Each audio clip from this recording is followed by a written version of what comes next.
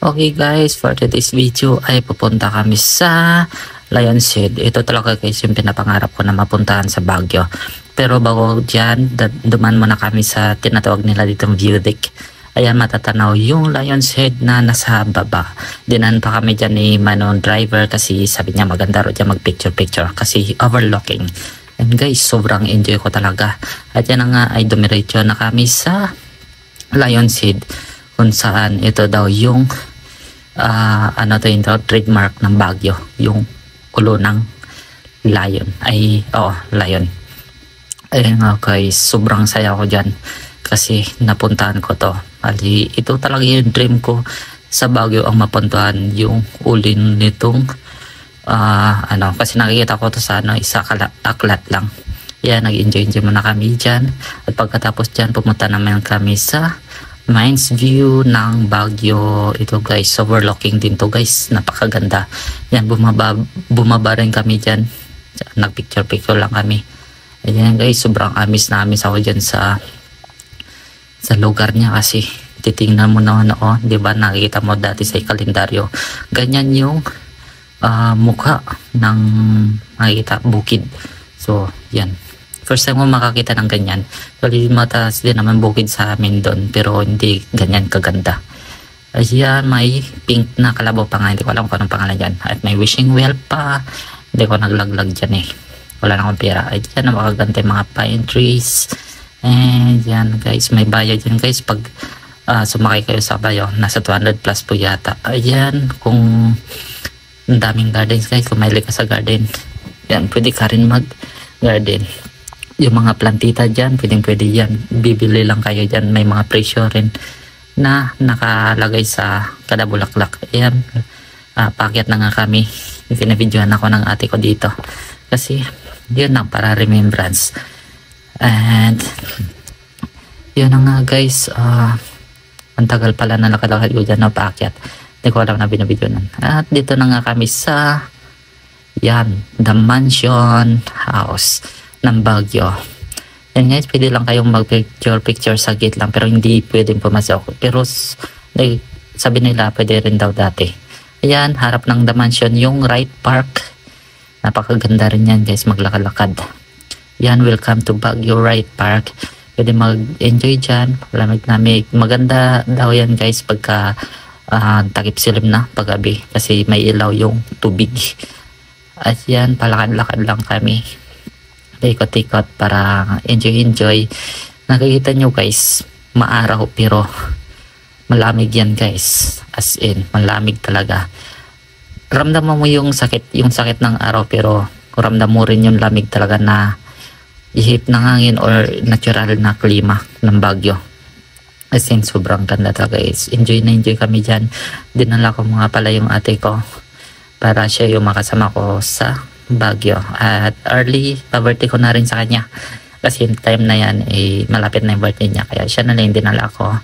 And guys, nag-enjoy din ako, paikot-ikot. As in, sulit talaga yung pagpunta namin ng Baguio kasi sobrang enjoy kami dyan ng ate ko. Kahit pagod pero masaya. At yan, ang haba pala ng video namin dito sa Wright Park. Yan nga, paakyat na kami dyan sa unahan ng Wright Park. Parte pa rin yata yan ng Wright Park, pero hindi ko lang alam. Basta dyan na rin, katabi lang yun Wright Park. Yan na kami pumunta dun sa sa mga kabayo kasi hindi ko trip sakay ng kabayo. Yan, picture lang kami dalawa dyan ng ate ko. And then yan Wright Park, tapos The Mansion.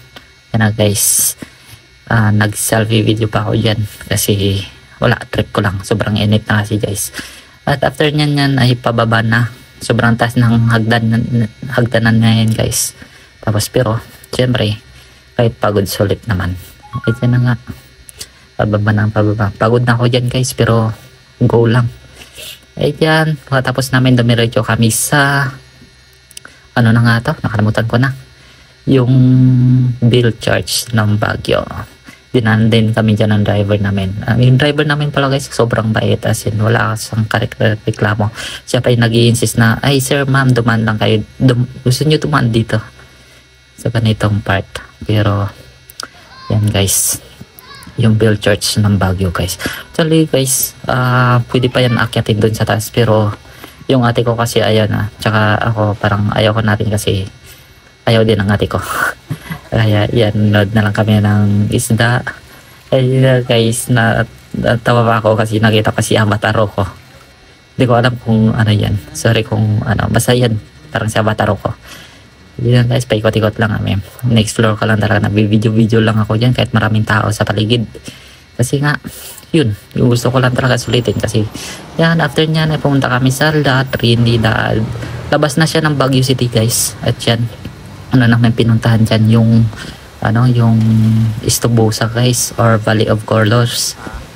Napakaganda nyan guys, makita nyo rin yan sa ano, sa mga page, mga ano, news. Napakaganda nyan guys. Hindi ko alam kung mayroon na sa Aklat, basta ito yung maganda sa La Trinidad, Benguet. Kabilang city na to guys, katabi ng Baguio City. Kaya yan, after nya napumunta na kami sa strawberry farm. And guys, sabi ko sa ate ko is daan tayo yung strawberry farm, tapos mag ano tayo, strawberry picking.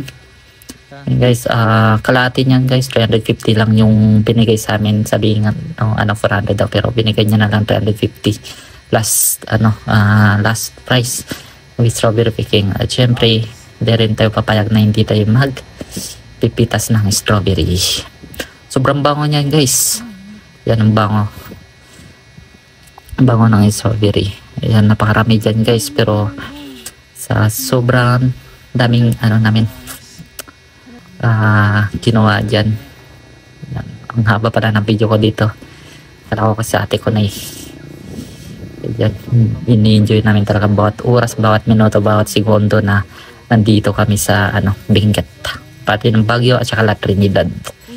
Napakaganda dyan guys, as in sobrang, hindi ka talaga magsasawa sa kakalakad-lakad sa Baguio na pag turista ka. Pag namamasyal ka sa Baguio talaga, as in masusulit mo bawat araw na nandyan ka sa Baguio, kasi sobrang daming mapupuntahan, sobrang dami na may alok yung Baguio tsaka La Trinidad, sin parte ng ano, Benguet. Kasi na yun guys, hindi pa ako tapos mag picking dyan, ang dami ko palang ano video, so hindi ko na nakat to ng ano lang, kasi gusto ko makita lahat ng video ko sa mga ano na napuntahan ko yung Baguio. At yan na nga, sumunod na yung ate ko. Ayan, namon niya rin. Sabi ng ate ko, sobrang bango daw. Bango ng ano, bagong pitas na strawberry. Yun nga, yung malalaki yung napitas namin kasi siguro dahil pachamba lang.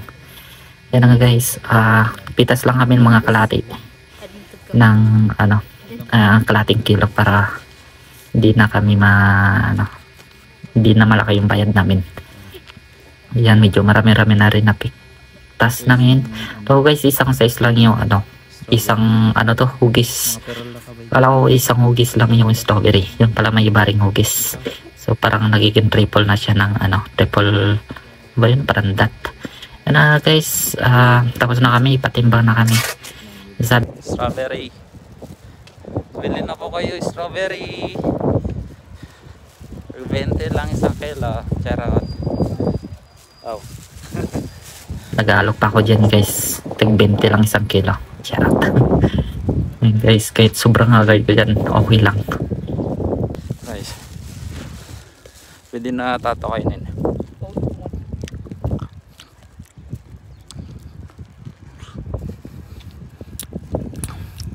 Lasang kasoy.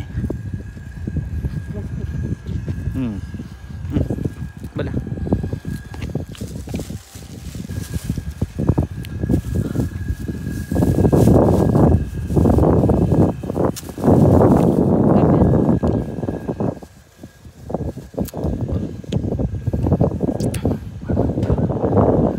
Sarap. Sarap guys. Pwede. Dapat rin yung pilakdigan ng kano. Sarap. Sarap. Sarap. Mas masarap siya pag bagong pupo, pitas.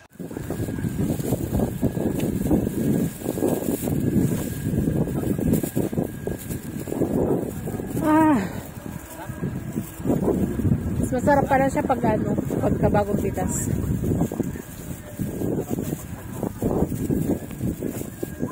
Kesa bumibili sa market.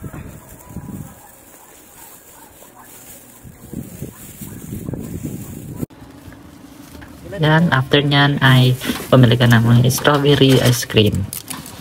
Isang apa na ganyan kalaki guys. 50 yata o 40. Basta dalawang ganyan isang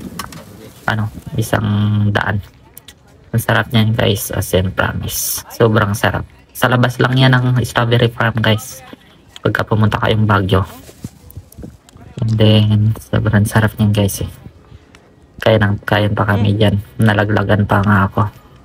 Hindi ko na alam yung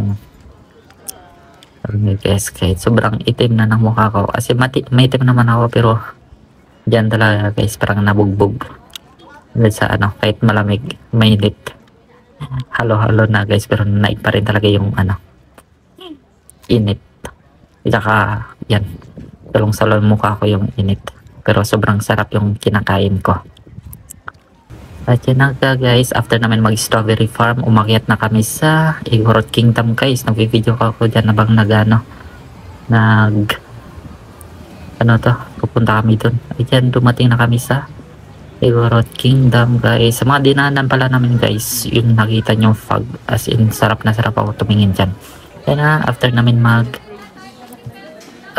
strawberry farm, dito na kami sa Igorot Kingdom guys, sa loob. Pagpasok nyo pala guys, kailangan nyo pang ticket siya. Bibili lang kayo doon.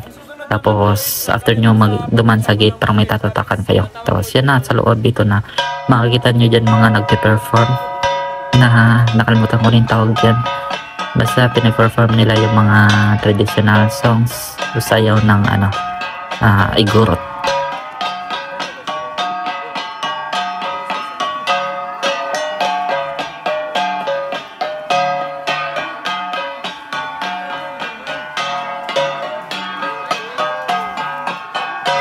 Minsan wala silang perform at yan, umali kayo, parang welcome yata yan sa English. Pumasok na kami dyan, umakyat pa kami dyan sa taas kasi bro guys, napakaganda dyan sa taas kung tutuusin lang. Ayan na nga, part yan nang umakyat na kami sa taas ng Igorot Kingdom, as in made in rocks, tapos mga sementado. Ayan, may mga imahe rin sa tabi silang hindi ko alam kung anong mga imahe yan. Tapos kasama dyan yung ate, binibidyoan na ako, sabi ko kasi videoan na ako. Yan guys. Tapos hindi ko alam guys kung paano nila nakakyat dito yung kabayo guys. Siguro may dadaan dito sa bandang itaas, doon nila itanas yung bayo. Pero nawa ko sa kabayo guys, hindi ko alam kung bakit. Tapos yan, may mga imahe rin sila ng mga ibon. Nasa Kakalati pa lang nata kami yan guys eh. Packet kami ng ate ko. Tapos sa bang packet kayo guys, may mga madadanan din kayong parang cafe siya o restaurant yata, pero hindi na kami kumain ng ate ko dyan. At dito na nga kami sa pinakatuktok ng Igorot Kingdom. Ayun guys, sobrang ganda guys, nakakalula tingnan sa ibaba guys. Ayan, sobrang dami rin ng fog sa kabila guys. Sobrang amis doon ako guys kasi papunta pa lang kami dito kanina. Nakita ko sa may dyan banda yung isang bahay guys. Tapos yung alam mo sa bintana niya guys, may mga fog. Yun ang sarap sa feeling sa umaga pag bangon mo. Ganun yung makikita mo. Wala na babangga ka ng fog. As in sobra sarap sa feeling. Napakaganda ng Igorot Kingdom guys. Ayan napakadaming tao na namamasyal dito yung time na yan. Kasi parang alas 12 na kami dumating dyan guys eh. Ayun guys, dumami na ng tao. But sa video lang. At yan na yung ate ko. Pagod na rin yan yung ate ko guys. Tinitaste niya lang kasi sabi niya, libre mo naman eh. Naiya daw siya. Cherries. Yan, pumakit din kami dito sa kabila. Nagpa-picture pa kami dyan guys. Ng ate ko. So dyan, babaya din kayo. Ay yan yung kalabaw na puti. May kwento yan guys sa kalabaw na puti. So hindi ko na ikwento yan. Ay yan nila, bumalik na kami sa bayan ng Baguio. At pumunta na kami dito sa Good Dish. Yan daw yung pinakamasarap na kainan dito, restaurant sa Baguio. Ito yung pinaka guys, kasi yung pag-atid nila ng ng ano to, yung order guys. Ay yung yung machine. Akala ko guys, na-videoan ko dyan yung machine na natin. Hindi pala naka-record. Kaya yun. Yan guys, after namin good days, gabi na yan guys. Kumala pa kami ng ate ko. Pumunta kami sa bumalik pa kami sa night market. At yan. So night market sa may sa may nakalimutan ko na. Sa katabi ng night market guys, sa may Burnham Park. Yan, bumili rin kami ng damit pasalubong kila nanay, sa mga kapatid ko at sa pamangkin. Sa pamangkin nun pala wala. Sa mga kapatid ko at sa nanay ko la. Tapos yan, may tumutugtog dyan guys, sobrang ganda.